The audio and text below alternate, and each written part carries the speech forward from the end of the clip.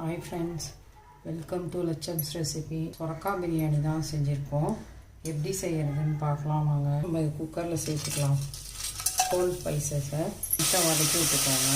அதே இஞ்சி பூண்டு பேஸ்ட்டு, பச்சை வாசனை பேஸ்ட்டு, அங்கே இந்த தக்காளி சொரக்காய் எல்லாம் சேர்ந்து நல்லா வதங்கி வரணும்.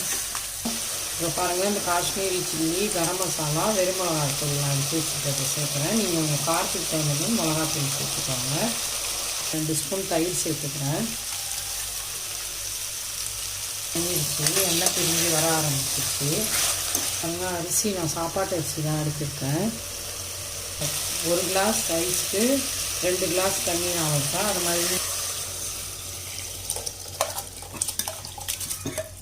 அரிசிக்கு 2 விசில் வைப்பேன். சாதம் நல்லாயிருக்கும் பொல பொலன்னு. நீங்கள் உங்கள் அரிசிக்கு தகுந்த மாதிரி விசில் வச்சு எடுத்துக்கோங்க. 2 இல்லை 3. குக்கரை இப்போ 2 விசில் வந்துச்சு. ஸ்டவ் ஆஃப் பண்ணிடலாம்.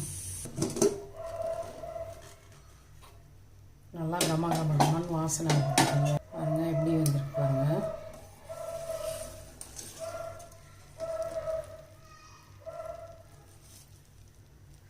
பிரியாணி ரெடி ஆயிடுச்சு. நீங்களும் இந்த மாதிரி செஞ்சு பார்த்துட்டு லட்சம்ஸ் ரெசிபியை லைக் பண்ணுங்கள், ஷேர் பண்ணுங்கள், சப்ஸ்கிரைப் பண்ணுங்கள். தேங்க்யூ.